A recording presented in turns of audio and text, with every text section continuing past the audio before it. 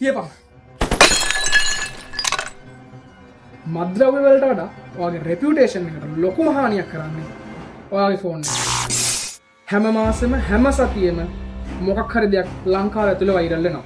ගොඩක් වෙලාවට වොයිස් එකක්, එහෙම නැත්නම් ෆොටෝ එකක්, වීඩියෝ එකක්, මේ ඔයාගේ දේවල්. මේක වෙන්නේ කොහොමද? ඔයාට තියෙන ලොකුම ප්‍රයිවසි ත්‍රෙට් එක හැකර්ස්ලා නෙමෙයි. ඔයාගේ විශ්වාසය.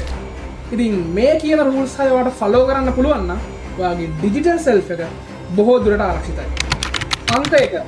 තවත් කෙනෙකුට ස්ක්‍රීන්ෂොට් ගන්න පුළුවන් දේවල් එයාව විශ්වාස කරලා යවන්න එපා. මොකද විශ්වාස කියන දේ ෆේඩ් වෙලා යන දෙයක්. හැබැයි ස්ක්‍රීන්ෂොට් හැමදාම තියෙනවා. අංක 2. disappearing message කියන ඔප්ෂන් එක පාවිච්චි කරන්න. හැබැයි මතක තියාගන්න මේ ඔප්ෂන් එක තිබුණත් ගොඩක් වෙලාවට ඔයාගේ contents record කරගන්න පුළුවන්. අංක 3. blur your background in video calls and stories. ඔයා නොදැනුවත්ව හරි නොසලකිලිමත්ව හරි ඔයාගේ පෞද්ගලික තොරතුරු රැසක් මේ background එකේ include කරනවා. ඉතින් video call එකක් story එකක් දානකොට තමන්ගේ පෞද්ගලික වටපිටාව ගැන අවධානයක් ලබා දෙන්න. අංක 4. turn off your location tagging. අපි වර්තමානයේ social media වල කරන්නේ මොනවද, කන්නේ මොනවද, කොහෙද ඉන්නේ මේ හැමදේම අප්ඩේට් කරන එක පුරුද්දක් බවට පත් කරගන්න. හැබැයි මතක තියාගන්න ඔයාගේ private details ගොඩක් location tagging එක reveal වෙනවා.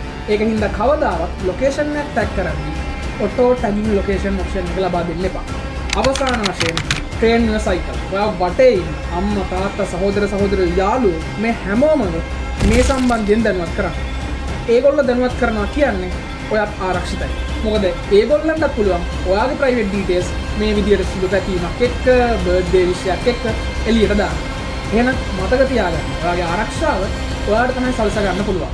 sorry මට වෙන ඔප්ෂන් එකක් නෑ, මට වෙන කරන්න දෙයක් නෑ.